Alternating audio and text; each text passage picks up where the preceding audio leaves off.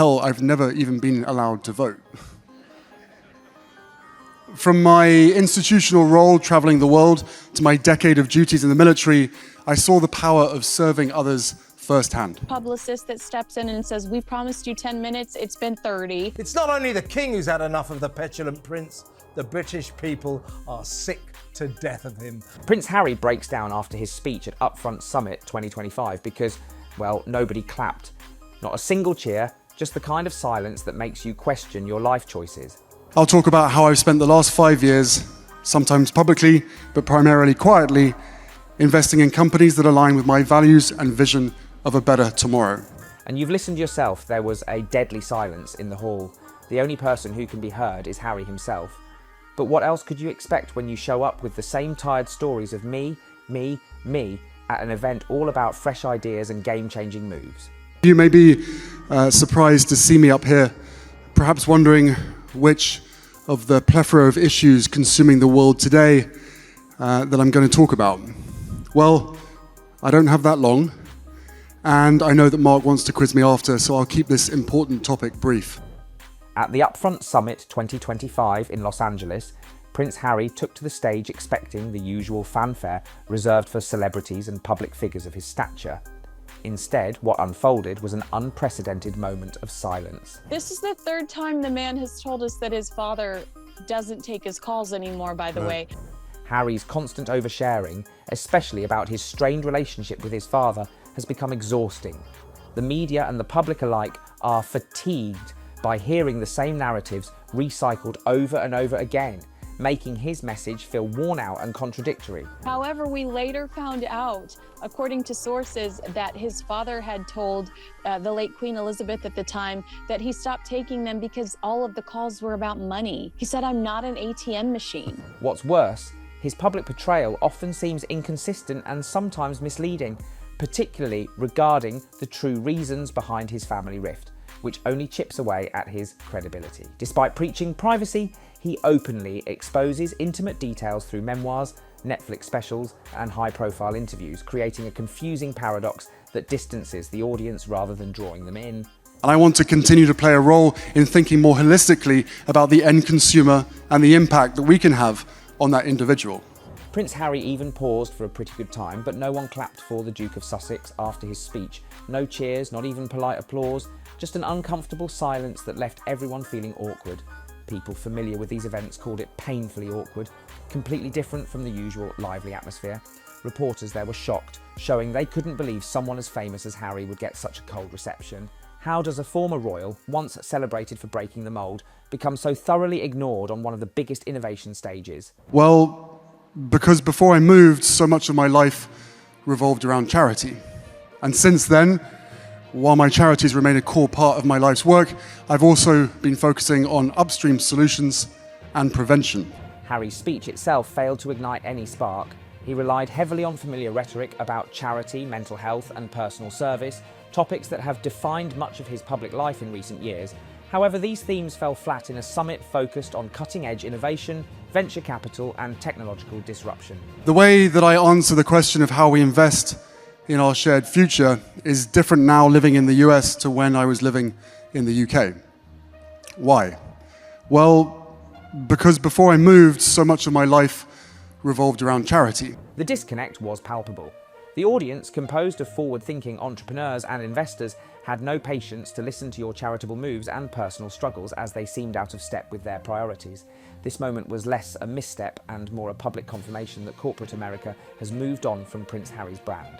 Could it be that the very platform Harry chose revealed just how out of touch he has become? In an article in the Church Times, the concerned priest urged the downbeat Duke to, and I quote, "Give up the role of victimhood," adding, "I grieve for the ginger-topped teenager I once preached to." At the Upfront Summit 2025, Prince Harry stood before an audience that demanded bold, future-focused ideas, leaders and investors ready to back the next wave of innovation and disruption. Instead, what they got was a speech filled with worn-out narratives of victimhood, charity and personal struggle, and honestly, nobody was into that. Even in church times, a priest urged to put down this role of victimhood and turn back into what he was. You all know the meaning behind the saying, "Don't put a Band-Aid on a bullet hole." Well, we seem to be pretty addicted as well as distracted by treating symptoms rather than addressing the deeper issues. As the tech innovators pitched AI breakthroughs and climate solutions, Harry delivered a monologue on mental health and personal hardship that had already been told countless times.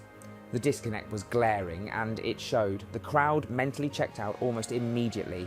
When you deliver old news to an audience building tomorrow's world, you're not just irrelevant, you're invisible. This is the third time the man has told us that his father doesn't take his calls anymore, by the way. Harry's inability to pivot his message to match the summit's spirit of entrepreneurial leadership was more than a misstep. It was a failure to understand the culture he aimed to engage. This was a gathering where solutions needed to be scalable, visionary and actionable, not nostalgic or repetitive. His familiar themes did not inspire innovation or confidence. They only reminded the crowd that he was clinging to a narrative no longer valued in this space. The effect was a speech that sounded hollow to ears, hungry for fresh ideas, and a room where the most influential players tuned out fast. How can you lead when your message sounds like a broken record to the people writing the future? It's like bringing a horse and buggy to a Tesla convention. You're just not speaking the same language anymore. A new poll reveals that the declining arc of Harry's popularity has accelerated into a high-speed plummet. Harry's disconnect from the summit audience mirrors a broader collapse in public approval. In the UK, his approval rating has sunk to a staggering 19%. Across the Atlantic, among the millennial demographic that once rallied around his mental health causes, favourability rests at a mere 28%. Now that the once carefree, fun-loving prince has turned into a miserable moaner, lashing out from the depths of his paranoia at a world he thinks is conspiring against him. A figure once admired for bravery and candour is now viewed as emblematic of privilege masquerading as pain, a narrative increasingly met with disbelief and indifference. When the applause dies down to silence, the poll numbers rarely lie. You talk about privacy constantly. Can you respect your father's privacy? This public skepticism stems largely from contradictions embedded in Harry's own story. He advocates fiercely for privacy, yet his life has been broadcast in tell-all interviews, memoirs, and media specials that strip away every layer of personal mystery. This paradox confounds the public, breeding distrust. I mean, the audacity to say, I don't know how much longer my father has to live. Shut up. I know. And I mean, shut up. If he doesn't speak to him, how does he even know that? When you call for privacy while simultaneously selling your story to the highest bidder, you blur the line between authenticity and opportunism. The glossy life he leads, filled with luxury and constant media presence, clashes with his portrayal as a wounded outsider. The result? Sympathy evaporates, replaced by accusations of hypocrisy and performative victimhood. Can you preach privacy while making a spectacle of your life without losing credibility? No, I mean, there's absolutely no way. He doesn't understand this court case that he just wasted $2 million fighting, because he says to the BBC, I wish somebody told me that there was no way I was going to win this. Compounding this decline was Harry's legal defeat over his taxpayer-funded security detail, a ruling that hit harder than any media backlash. The court's decision was both a practical and symbolic blow, stripping him of protections once granted as a senior royal. It sent a clear message. Institutions no longer endorse his claims or stature. Protocol indicates that his father can't have any say constitutionally. That's why his father has kept back and not had anything to do with this, because constitutionally it would be inappropriate. For many, this legal loss crystallised the narrative of his fall from grace, emphasising how far he has drifted from the royal privilege he once embodied. It marked a turning point in public perception, no longer a figure of unquestioned status, but one grappling with waning support. When even the courts side against you, public favour isn't far behind. When service to others is sacrificed for personal gain, when basic morals and empathy are abandoned in favour of power and control. But I'm not going to get into all of that now. Harry was constantly speaking, but in return there was damn silence. Nobody even bothered to agree with him. He paused for the response, but the audience was blank. Why? Because together the speech fails to resonate, and these plummeting approval ratings reflect a man out of sync with both his audience and the public at large. Now that the once carefree, fun-loving prince has turned into a miserable moaner, lashing out from the depths of his paranoia at a world he thinks is conspiring against him, there can be no doubt The silence at the summit was more than an awkward moment. It was a loud declaration that the Harry narrative has lost its power to inspire or influence. His once potent brand now struggles under the weight of contradiction, repetition, and legal setbacks. The world that once watched and listened intently has moved on, leaving Harry's story echoing in an empty room. If the silence from a room full of visionaries was this loud, what chance does his story have elsewhere? It's the same approach that I've taken in founding charities like the Invictus Games Foundation back in 2014, that supports and rehabilitates wounded and injured service personnel and veterans through sport. The Invictus Games began as a bold and heartfelt tribute to wounded veterans, born from Prince Harry's desire to honour those who served and sacrificed. Initially, the event spotlighted physical injuries sustained in conflict, bringing together competitors from multiple nations to celebrate resilience through sport. With the Archwell Foundation, where we show up and do good for those who ultimately need it the most, supporting social impact initiatives, including digital safety and education, all under the umbrella of protecting our collective mental health. Over time, the Games evolved into a global phenomenon, shifting focus toward the invisible psychological wounds that veterans often carry. This evolution signalled a deeper awareness of mental health challenges, aligning with Harry's growing public advocacy. The Invictus Games became a symbol of hope and rehabilitation, representing a rare success in the Sussex's portfolio of social impact initiatives. But what happens when momentum meets reality in the complex world of social entrepreneurship? That's the future that I see. Companies that are designed not just for profit, but for an investment in a better shared future. It shows that it was nothing but a PR move, as one of the most glaring signs of Archwell's struggles is its failure to live up to its rebranding as impact entrepreneurs. This shift was meant to position the Sussexes at the forefront of social innovation, investing in and creating ventures that address systemic problems. Yet, the reality paints a different story. Projects lack clear scalability, and the ventures associated with the foundation have failed to capture meaningful market traction or social impact. We need a dual approach. Supporting philanthropic organizations while simultaneously investing in companies that are developing technological solutions to address the root causes of societal challenges. What was supposed to be a new model of philanthropy leveraging business principles now risks being dismissed as superficial window dressing. The disconnect between promise and delivery has eroded credibility among stakeholders and the wider public alike.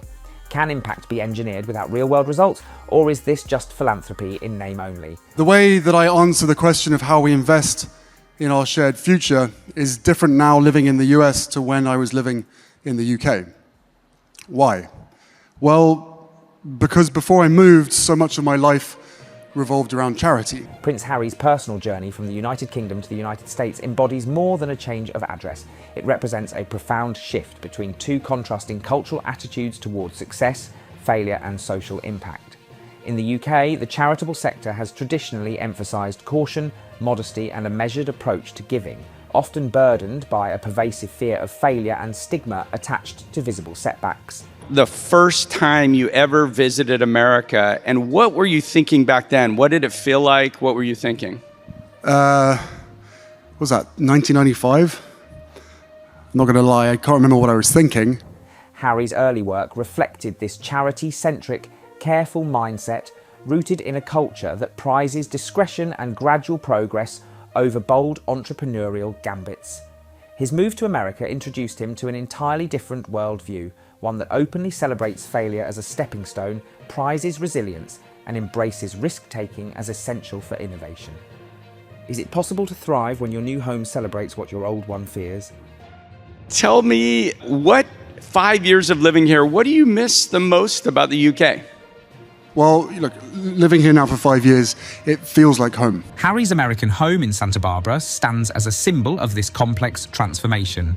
On one hand, it represents his embrace of opportunity, entrepreneurship, and the resilience celebrated by his new environment. Despite Santa Barbara feeling like home to him, mentally he's still in the UK. That can clearly be seen in his speeches. the distance he has travelled from his British roots, yet also of the narratives and habits that linger, charitable sentiments, personal victimhood, and a sometimes hesitant embrace of bold innovation. This duality underpins much of the tension in Harry's public persona and messaging, where the old and new cultural paradigms collide and complicate his ability to resonate fully with either audience. Can a man live between two cultures and still be heard clearly by either? You've been living here for 5 years. You know this because we discussed this before. I actually lived in the UK for more than a decade, became a British citizen. Congratulations. The cultural clash Harry embodies is not merely personal, it is emblematic of broader societal shifts and tensions in how philanthropy, social impact, and entrepreneurship are conceived and practiced. His journey highlights the challenges faced by individuals attempting to navigate and translate values across fundamentally different systems of thought. The skepticism he encounters reflects not just reactions to his personal story, but to the underlying struggle of bridging cautious tradition with audacious innovation. Harry's experience raises urgent questions about what it means to lead social change in a world divided by contrasting attitudes toward risk and failure. Is the future of social impact defined by bold risks or careful caution? And where does Harry fit in this spectrum? So, guys, Prince Harry really needs to outgrow his UK mindset and get out of this victimhood shell to match the pace. Do you think he'll improve next time or keep repeating this nonsense?